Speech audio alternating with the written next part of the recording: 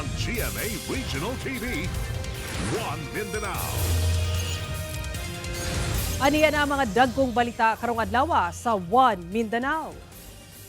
Van driver nga nalambigit sa bangga nga gikamatay sa usa ka babae sa Davao City Coastal Road, misurrender.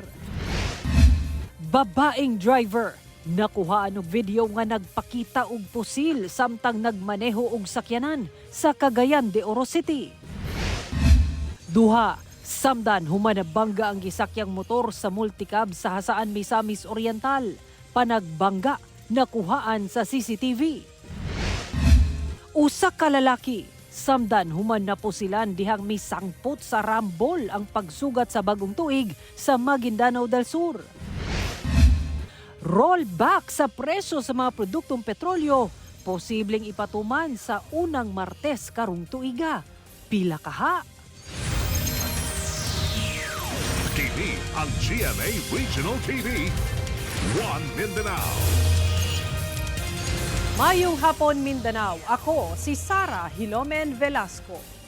Mitahan na ang van driver nga gipangita dihang miikyas human nalambigit sa aksidente sa Davao City Coastal Road kung asa usa ang patay.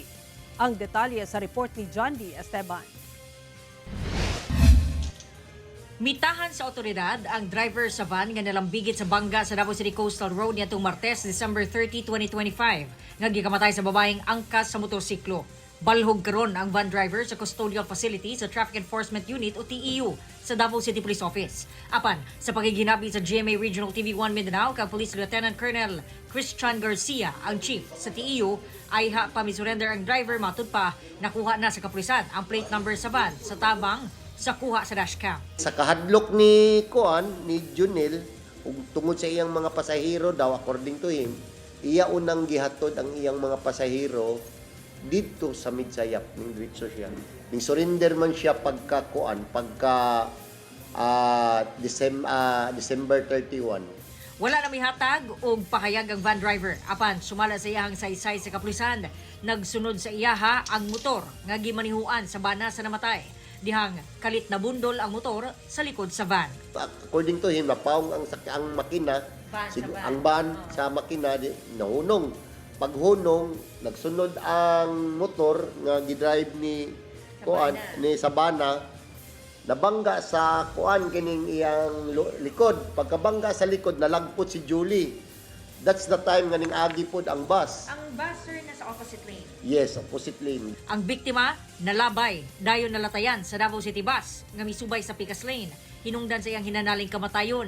Ang bus driver girilis na sa otoridad, kay dili na mo pasaka og kaso ang bana sa biktima. Apan sumala sa TEU, ang van driver mag-atubang og kasong reckless imprudence resulting to homicide. Wala pa'y pahayag ang pamilya sa biktima. Pahimangno sa TEU sa mga driver nga batasunon ang pag-amping sa pagmaneho aron dili mabutang sa risgo ang kinabuhi. Labi na karon, pauli na pud mo diri sa inyong tagsa-tagsa ka mga vacation, no? Mag-amping ta kanunay sa ato ang pag-drive.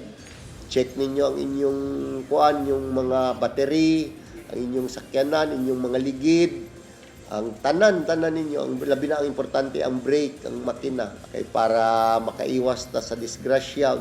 Kauban, si Bebot Kahe sa kamera, John D. Esteban. One Mindanao. Atong sayro ng dugang pang mga balita sa Mindanao, makauban nato si James Paulo Yap live sa Cagayan de Oro City. James? Salamat, Sara.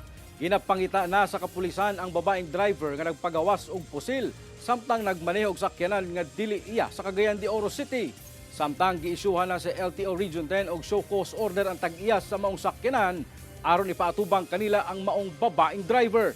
Ani ang report?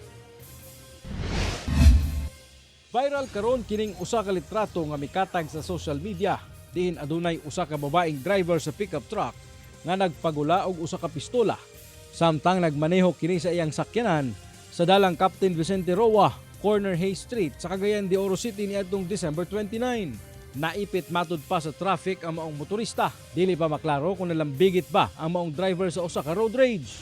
Sumala sa kapulisan nga ila lang na-identify ang driver sa maong pickup truck.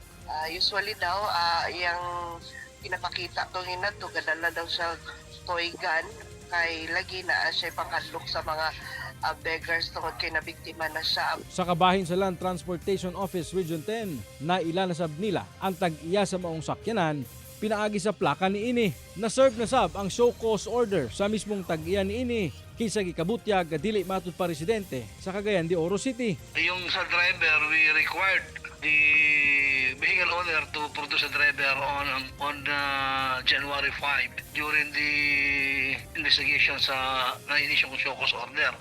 They have to appear in my office on January 5. Dugang pa ni Director Manaloto nga dili matud pa makatarunganon ang gihimo sa maong babaeng driver. Posibleng mapahamtangan kini og silot nga suspension o revocation sa iyang lisensya ang maong driver.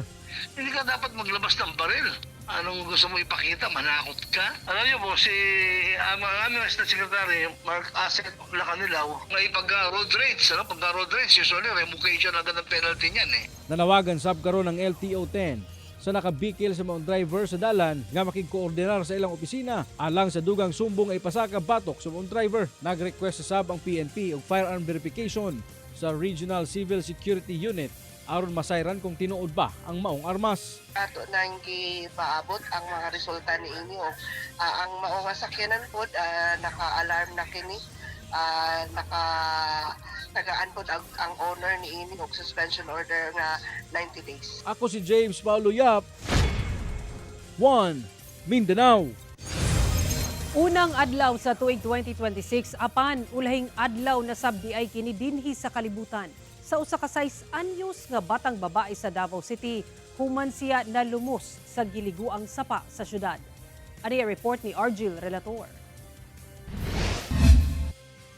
Makita ni ining video nga malipayon pa nga mibaba sa iyang uyuan ang 6 anyos nga batang babae. Dihang nangaligo sila kauban ang uban pang mga kabanay sa sapa sa sitio Pangyan, Barangay Tamugan sa Davao City. Hapon sa mismong unang adlaw sa bag-ong tuig. Apan panamilit na di ay kini sa batang babae. Sanglit pipila lang ka minuto gikan sa ilang pagkaligo. Kalit lang matud panawala ang bata. Nalumos na di ay kini. Hala, oy! Bata ba nalumos? Wala na'y panimuot ang batang babae. Dihang gihaw asa sapa kung asa kini nalumos. Dihang gipulsuhan. Jesus! Bibi! Di, nagliyap ka man! Napay gamay! Nagkasalimuang na ang mga tao sa lugar kung unsaon pag-revive sa bata. Huyop pa, papa! Apa, huyop pa ba? Ilaya lang ugana. Huyop, slap, huyop pa, papa, lap.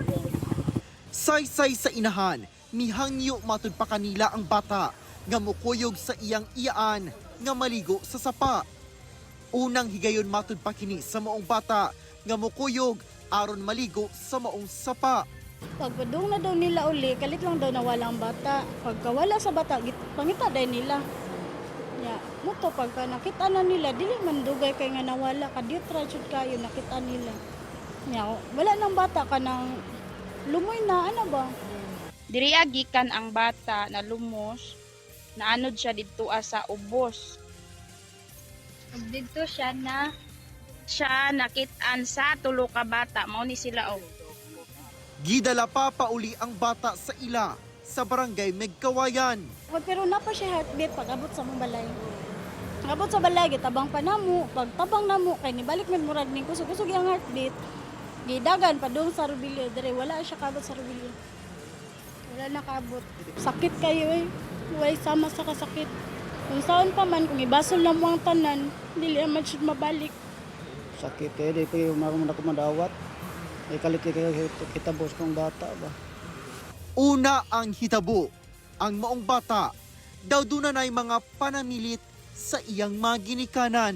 Ano siya nga, kanang kuan daw, dili na daw siya mausab, last na daw, kana lang daw. Di na daw siya mabalik. Tapos pag kuha na mo sa iyang papa, katong 24 sa gabi, ano siya mo, picture sa brisa kay, di na gid daw siya mabalik. Like good siya ka ng mga storya. Mag-7 anyos na unta ang bata, karong January 10. Ginaasikaso na sa iyang mga ginikanan ang pagpahiluna sa patayng lawas sa bata. Kauban si Jojo Sulartes sa kamera. Ako si Orgil Relator. 1. Mindanao. Duha samdan human mibangga ang gisakyang motorsiklo sa usa ka multicab sa Hasaan, Misamis Oriental. Ang insidente nakuhaan og video. Ani ang report. Sa kuha sa CCTV, makita ang normal nga dagan sa trapiko sa barangay Lower Hasaan sa Misamis Oriental niadtong December 29 sa hapon.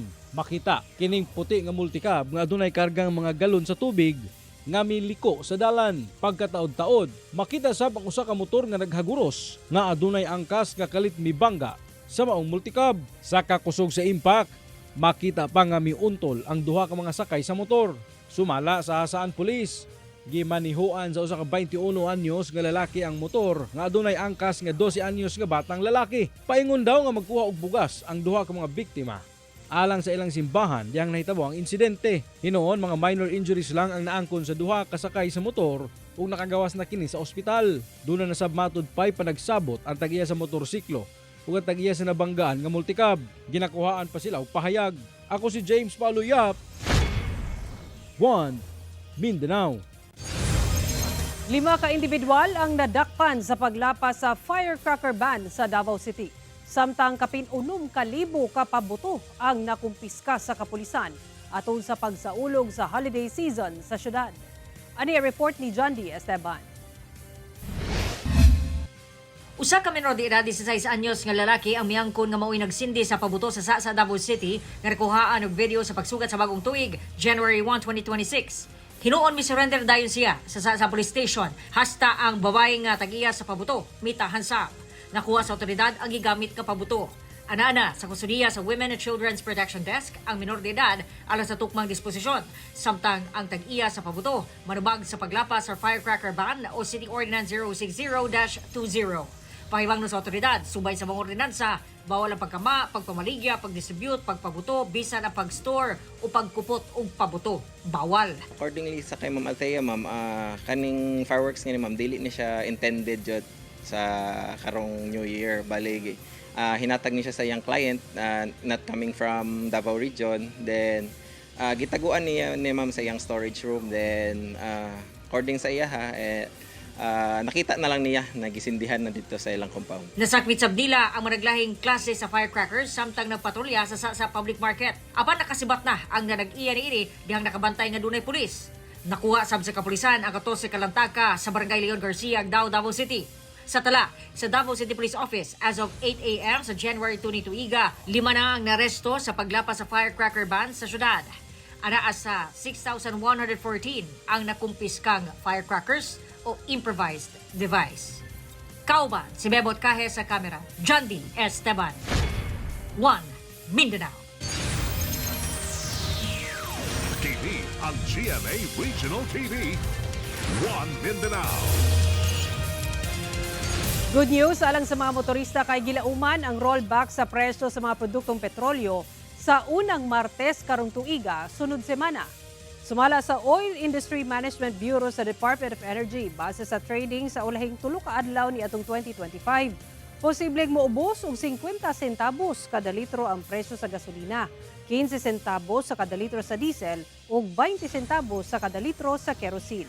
Mamahimo pa kining mausab base sa resulta sa trading karong adlaw. Wala pa nalakip dinha ang operating cost ug gastos sa mga kumpanya sa lana. Ang pagkunhod sa presyo sa lana epekto sa taas nga supply ug hinay nga demand, ilabi na sa major oil consumer sama sa China. Matag adlawng Martes sa sunod semana ipatuman ang pinal nga oil price adjustment. Ang sadya unta nga pagsaulog sa pagsugat sa bagong tuig misangpot sa rambulan sa mga kalalakinan sa Dato Piang, Maguindanao del Sur. Usa sa mga nalambigit ang samdan, human giingong napusilan. Ang detalye sa report ni Efren Mamak. Makita sa video ang pagsinumbagay ni ining mga kalalakian samtang madungog ang pagpaandar sa motorsiklo sa kadalanan sa barangay Poblasyon Dato Piang, Maguindanao del Sur atol sa pagsugat sa bagong tuig.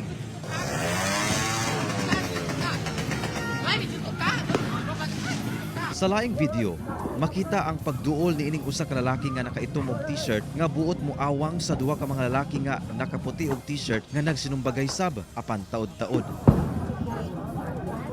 Nagpabuto og pusil ang lalaki nakaitom og t-shirt sa usa sa mga lalaking nagsinumbagay. Dayon midagan kini palayo nga gisundan sab og laing mga kaubanan niini. Taod-taod, giduol na sa mga tawo ang nasamdang lalaki og gipasakay kini sa likod sa usa ka sakyanan o gidala sa ospital.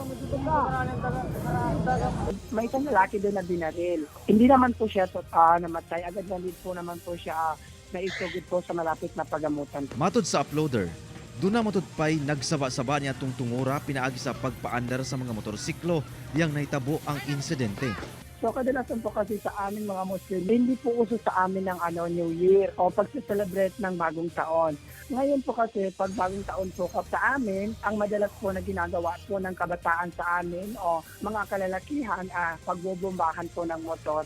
So siguro po yun po yung marahil na naging dahilan po kung bakit po nagkaroon po ng rambulan po sa pagitan po ng dalawang panig. Ang maong hitabo, naundang lang diyang miresponde ang mga tanod o opisyales sa barangay, lakip kapulisan. Sa karon padayon ang investigasyon sa PNP kalabot sa insidente. Ginakuhaan pa og pahayag ang mga nalambigit sa insidente. Kauban si Gary Balantayog, Bong Vicencio, Efren Mamak. 1 Mindanao. Patay ang duha ka pulis ato sa mga insidente sa pagpamusil o gituhang pagkalumos sa managlahing lugar sa Zamboanga, Sibugay. Atong ibalik si Efren Mamak. Gilayong gitagad sa kapulisan kining patayng lawas sa usa ka pulis nga napalgan sa usa ka mananagat nga naglutaw sa baybayon sa usa ka pantalan kung asa kini na-deploy sa Purok Talisay, Barangay Magdaop, Ipil, Zamboanga, Sibugay pasado alas 6 sa buntag atol sa unang adlaw sa bagong tuig. Ang maong biktima, nag-edad og 30 anyos og miyembro sa PNP nga na-assign sa 5th Special Operations Unit Maritime Group. Sa investigasyon sa PNP, una kining nakitaan sa kaubanan niini banda 11:30 bisperas sa bagong tuig nga nagduyan. Hangtod nga banda alas 4 sa kadlawon sa January 1, wala na kini sa duyan. Wala ra kini gitagad sa kauban kay basig mibalhin lang og tuluganan. Hangtod nga napalagan na lang kining patay sa baybayon. Posibleng nahagbong daw kini gikan sa iyang duyan. Ma'am, itong duyan, ma'am, naa siya sa dagat, ma'am, dool? Sa babaan na tubig na siya, sir. Patulog siya, dayon paghulog niya, wala naman naka-rescue sa iya. And then, siguro, sir, sa autopsy, malaman natin kung nakasinom ba siya, kung malaman natin kung bakit talaga na hindi siya nakasigaw. Samtang sa lungsod sa Diplahan, wala na'y kinabuhi og nagbuyod na kining rider nga pulis human giposil sa kadalanan sa Kilometer 9 Barangay Poblasyon bisperas sa bagong tuig. Giila ang biktima nga usa ka police staff sergeant, 37 anyos ug aktibong miyembro sa Zamboanga del Sur Police Provincial Office. Ang maong biktima nakaangkon og tulo ka mga igo sa bala sa lawas nga hinungdan sa hinanaling kamatayon niini. Sa investigasyon sa PNP, doon na lang kunoy ihatod ang maong pulis sa ginikanan niini sa lungsod sa Malangas. Una ang pagsugat sa bagong tuig. Apan pag-abot sa lugar nga gikahitabuan, didto na kinigipusil sa wala pa mailing riding in tandem suspects. Papunta siya doon, may hinatid sa nanay niya. Yun na po, hindi na siya nakarating. Binaril po siya ng unidentified suspect na nakamotor. Padayon ang investigasyon sa PNP. Ginakuan pa og pahayag ang kamanay sa mga biktima. Kauban si Gary Balantay ug Bong Vicencio, Efren Mamak. 1 Mindanao. Usa ka 50 anyos nga lalaki ang patay human gituhang nakuryentehan niadtong bisperas sa bag-ong tuig. Sa investigasyon sa kapulisan, napalga na lang sa silingan nga wala na'y kinabuhi ang 50 anyos nga lalaking biktima sa kasagbutang bahin sa Purok 6, Barangay Darapihay sa Bansalan sa Davao del Sur niadtong December 31 sa buntag. Nailhan madud pa ang biktima nga nagainom ug ilim nung makahubog matag gabi. Samtang nagabaktas gituhang nagunita niini ang nagbitay nga live flying electrical wire sa agianan. Dunay nakita nga timailhan nga electrical burns sa palad niini. Walay nakitang foul play ang otoridad sa hitabo. Ginapangayuan pa og pahayag ang pamilya sa biktima. Tulo ka mga empleyado sa usa ka poultry farm sa Alubihid, Misamis Oriental ang patay human matud pa na suffocate sa sulod sa septic tank sa maong poultry farm. Mga biktima igo lang unta magkuha og gamit panglimpyo nga nahulog sa maong septic tank. Ani ang report. Patay na dihang nadala sa ospital ang tulo ka mga trabahador sa usa ka poultry farm sa barangay Sampatulog, Alubihid, Misamis Oriental niadtong adlong Martes. Ang mga biktima na suffocate matud pa sa toxic gas nga anaa sulod sa septic tank sa maong poultry farm. Naila ang mga biktima nga mao ang lalaking manager sa poultry farm. Laing lalaki og 16 anyos nga anak niini. Sa investigasyon sa Alubihid Police, nang limpyo ang tulo ka mga biktima sa maong poultry farm. Tungod adunay mga bagong piso nga nakatakdang moabot. Lakip ang septic tank sa ginalimpyuhan sa mga biktima. Kaning si Bobby nga payagon nga manager, nahulog ko na yung cars dito sa manhole katong pasulod sa septic tank. So wala niya gikuha kay taas pa man ang level sa waste. Pag-abot dito sa ubos, nakuyapan siya, murag nawalan siya panimot ba, nahapa siya dito sa pigment. Nakitaan kuno sa usa ka lalaking empleyado ang biktima nga nahagba sulod sa maong septic tank. Busa dali kining nanawag og tabang sa iyang mga kauban nga anaa sa Picas building. Sa way pagdol ko, kani si Nilo Buntag, gidiritsog naog dito sa manhole, iyang gitabang si Bobby Payagon. Iya pa kunong gi-percent, or iyang gi-mouth-to-mouth ba, sa kadugayan, nakuyapan po siya gapin. Pagkakita sa bata, nga iyang papa, naapil nagkakuyapin, ginaog po sila ng bata. Katong 16 years old, so ginaog, tulo na sila dito. Daling gibungkag sa mga nahabiling trabahador ang parte sa maong septic tank aron mapagawas ang tulo ka mga biktima. Nadala pa sila sa OWA Hospital sa Alubihid apan gideklarang patay na sa mga doktor. Migula sa death certificate sa mga biktima nga ang hinungdan sa ilang kamatayon tungod sa gas leak exposure. Gisubayan pa sa GMA Regional TV1 Mindanao ug kuha ang kabahin sa mga banay sa namatay nga mga biktima ug ang pamunuan sa poultry farm. Sa karon, gahulat na lang ang PNP sa Alubihid kung mupasaka og kaso ang kabanay sa mga namatay. Ako si James Paulo Yap, 1 Mindanao. TV ang GMA Regional TV. 1 Mindanao. Usa ka ancestral house sa Davao City ang naungdaw kaganihang kadlawon. Gilamoy na sa dakong kalayo kining usa ka balay sa Villa Abrilia Street, Barangay 30-C, Davao City. Alas 3:14 sa kadlawon dihang namatngunan ang pag-ulbo sa kalayo.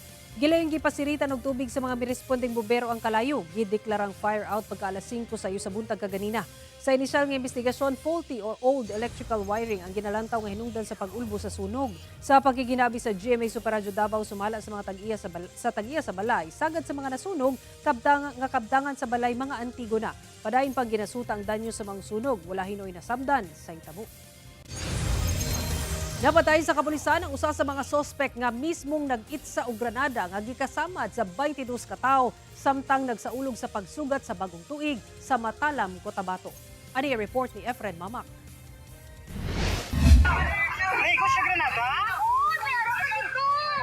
Alas 12 in punto sa kadlawon niadtong Huwebes. Diyang nabulabog ang mga residente kinsa nagsaulog sa pagsugat sa bagong tuig human dunay nag-itsa og granada sa Purok Ipil-Ipil, Barangay Dalapitan, Matalam, Cotabato kung asa miabot sa 22 ang samdan nga sagad mga kabatan-unan. Hinuon, sa gipahigayong hot pursuit operation sa kapulisan batok sa riding in tandem suspects, natuntun ang address sa 40 anyos nga lalaking suspect kinsa mao kuno ang mismong naglabay og granada sa Purok 6 Barangay Kilada sa maong lungsod. Apan diyang arestuhon unta sa PNP, misukol matud pa kini, mibunlot matud pa kini sa iyang pusil ug namusil sa mga mudakop nga PNP personnel. Nakalikay ang kapulisan ug nabaslan ang maong suspect ug napatay. Na-recover gikan sa suspect ang usa ka caliber 45 nga pistola. Sa karon padayon ang hot pursuit operation sa PNP sa rider sa mong motor nga gisakyan sa mong suspect. Ginakuhaan pa og pahayag ang kabanay sa suspect. Kauban si Gary Balantayog, Bong Vicencio, Efren Mamak. 1 Mindanao. Alang sa mga mamumuo o kasambahay sa Northern Mindanao, good news kay giaprobahan na ang usbaw sa suhulan sa inyong rehiyon. Base sa anunsyo sa National Wages and Productivity Commission, muusba og 39 pesos ang daily minimum wage sa Region 10 nga ibahin sa duha ka tranche, 25 pesos sa unang tranche sugod January 16 ug sa May 1 ang nahibiling 14 pesos. Human sa giaprobahang wage order mahimo ng 485 pesos hangtod 500 pesos ang inadlaw nga suhulan sa mga mamumuo sa rehiyon, depende sa syudad ug munisipalidad. 500 pesos sabang idugang sa binulan nga sweldo sa mga kasambahay. Busa sugod January 16, 6,500 pesos na ang monthly minimum wage sa domestic workers sa Northern Mindanao. Bisa ka na sa 80 ang kaso sa mga nabiktima og pabuto human ang pagsaulog sa pagsugat sa bagong tuig sa Soc-Sargen Region, sumala sa DOH-12. Sa pinakauleng tala sa DOH-12, misa ka na sa 80 ang kaso sa fireworks-related injury sa Soc-Sargen Region, gikan December 21, 2025 hangtod 8 a.m. as of January 2, 2026. Sa maong ihap, 18 ka kaso ang eye injury, samtang usa niini ang hearing loss. Ang South Cotabato ang nanguna nga dunay 34 ka kaso sa riyon, samtang Cuitis nga pabuto ang nanguna nga hinungdan sab sa injury nga dunay 17 ka kaso. Matud sa DOH-12, sa maong mga biktima, 72 niini mao ang kalalakian, samtang 8 ka ang kababayan. Sagad niini nag-edad og 18 anyos paubos ang mga biktima. Kini kuno timailhan nga dunay dakong papel ang mga ginikanan alang sa pagbatok sa fireworks-related injury. Og mao kato ang mga ulayng balita sa Mindanao karong adlaw. Mamahimo ninyo kini makita pag-usab pinaagi sa pagbisita sa official website sa GMA Regional TV o bisita ang among official YouTube channel o gi-click ang subscribe button para sa pinakaulahing balita. Daghang salamat sa atong mga kapuso sa Mindanao nga nagalantaw kanamog sa atong mga kapuso abroad. Padayon lang sa pagtutok sa mga lokal nga balita matag adlaw tungod sa GMA Regional TV, Local News Matters. Kami ang GMA Regional TV 1 Mindanao, tibok pwersa para sa mas dakong misyon ug mas halapad nga pagserbisyo sa nasod. Happy weekend mga kapuso ug mag-amping kita kanunay.